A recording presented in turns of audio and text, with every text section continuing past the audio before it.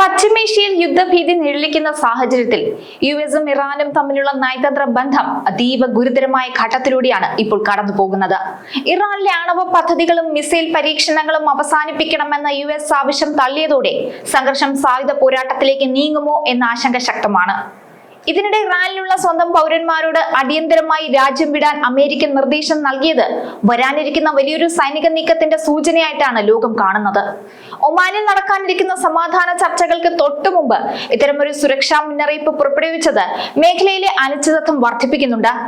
വ്യോമപാതകൾ അടയ്ക്കപ്പെടാനും internet വിച്ഛേദിക്കപ്പെടാനുമുള്ള സാധ്യതകൾ പ്രവാസികളെയും രാജ്യാന്തര സമൂഹത്തെയും ഒരുപോലെ ആശങ്കയിലാഴ്ത്തുന്നതാണ്.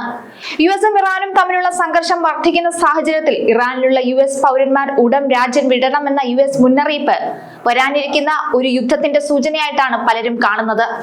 യുഎസ് സർക്കാരിന്റെ സഹായം ആശ്രയിക്കാതെ ഇറാനിൽ നിന്ന് പുറത്തു കടക്കാൻ ഒരു പദ്ധതി തയ്യാറാക്കണമെന്നാണ് ഇറാനിലെ യുഎസ് വെർച്വൽ എംബസിയുടെ മുന്നറിയിപ്പ്. ഇന്റർനെറ്റ് സേവനങ്ങൾ തടസ്സപ്പെടാൻ സാധ്യതയുള്ളതിനാൽ ആശയവിനിമയത്തിന് ബദൽ മാർഗങ്ങൾ കണ്ടെത്തണമെന്നും നിർദ്ദേശത്തിൽ പറയുന്നുണ്ട്. സുരക്ഷിതമാണെങ്കിൽ അർമേനിയയിലേക്കോ തുർക്കിയിലേക്കോ കരമാർഗം യാത്ര ചെയ്യുന്ന കാര്യം പരിഗണിക്കണമെന്നും അറിയിപ്പിലുണ്ട്. മുന്നറിയിപ്പില്ലാതെ വിമാന സർവീസുകൾ റദ്ദാക്കപ്പെടാനോ തടസ്സപ്പെടാനോ സാധ്യതയുണ്ട് എന്ന വിവരവും പുറത്തു വരുന്നുണ്ട്. അപ്രതീക്ഷിതമായി വിമാന സർവീസുകൾ നിർത്തലാക്കുകയോ വ്യോമപാത അടയ്ക്കുകയോ ഒക്കെ ചെയ്താൽ പ്രവാസികളെ കൂടി അത് പ്രതികൂലമായി ബാധിക്കുന്ന ഒരു കാര്യമാണ്. ഇറാനെ ആക്രമിക്കാനുള്ള തയ്യാറെടുപ്പിലാണോ അമേരിക്ക? ഒമാനിൽ സമാധാന ചർച്ച നടക്കാനിരിക്കെ ഇറാനിലുള്ള യുഎസ് പൗരന്മാരോട് എത്രയും പെട്ടെന്ന് രാജ്യം വിട്ടുപോകാൻ യുഎസ് ഡിപ്പാർട്ട്മെന്റ് ഓഫ് സ്റ്റേറ്റ് ആവശ്യപ്പെട്ടത് എന്തിന്? ഇറാനിലേക്കുള്ള യാത്ര ഒഴിവാക്കാൻ പറഞ്ഞത് എന്തിനാണ്? ഈ ചോദ്യങ്ങളാണ് ഇപ്പോൾ ഉയർന്നു വരുന്നത്. കഴിഞ്ഞ വർഷം ഇസ്രായേലും അമേരിക്കയും ഇറാനും മേൽ ആക്രമണം നടത്തിയ ശേഷം ഇതാദ്യമായിട്ടാണ് അമേരിക്കൻ ഇറാൻ പ്രതിനിധികൾ തമ്മിൽ കൂടിക്കാഴ്ച നടക്കുന്നത്. ചർച്ചയിൽ സമവായമായില്ലെങ്കിൽ ഇറാന്റെ പരമോന്നത നേതാവ് ആയത്തുള്ള അലി ഖമേനി ദുഃഖിക്കേണ്ടി വരുമെന്ന് കഴിഞ്ഞ ദിവസം ട്രംപ് മുന്നറിയിപ്പും നൽകിയിരുന്നു.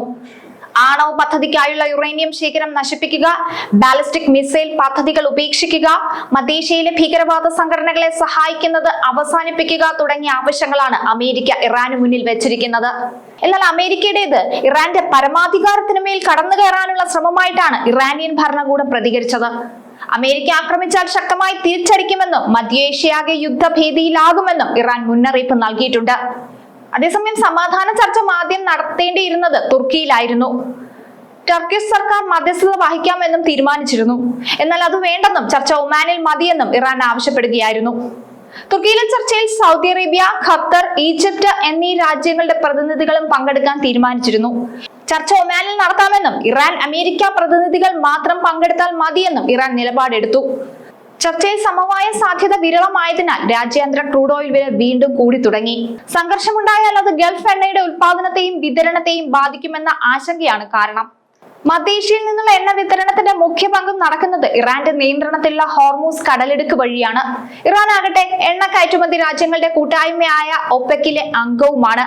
ബ്രന്റ് ക്രൂഡ് വില ബാരലിന് 1.29% തിരിച്ചുകയറി $68.36 $1.31 നേട്ടവുമായി WTI ക്രൂഡ് വില $64.12 ആയിട്ടുണ്ട്.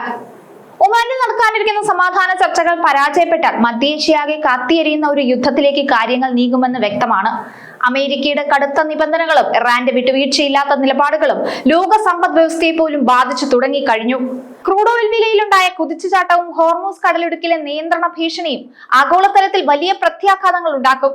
നയതന്ത്രപരമായ നീക്കങ്ങളിലൂടെ പരിഹാരം കണ്ടെത്താനായില്ലെങ്കിൽ പശ്ചിമേഷ്യയിൽ മറ്റൊരു മഹാദുരന്തത്തിനാകും ലോകം സാക്ഷ്യം വഹിക്കേണ്ടി വരിക. സമാധാനത്തിന്റെ വാതിലുകൾ പൂർണ്ണമായും അടഞ്ഞിട്ടില്ലെങ്കിലും അമേരിക്കൻ പൗരന്മാർക്ക് നൽകിയ ജാഗ്രതാ നിർദ്ദേശം വരാനിരിക്കുന്ന കൊടുങ്കാറ്റിന് മുൻപുള്ള ശാന്തതയാണോ എന്ന് കാത്തിരുന്ന് കാണേണ്ടിയിരിക്കുന്നു.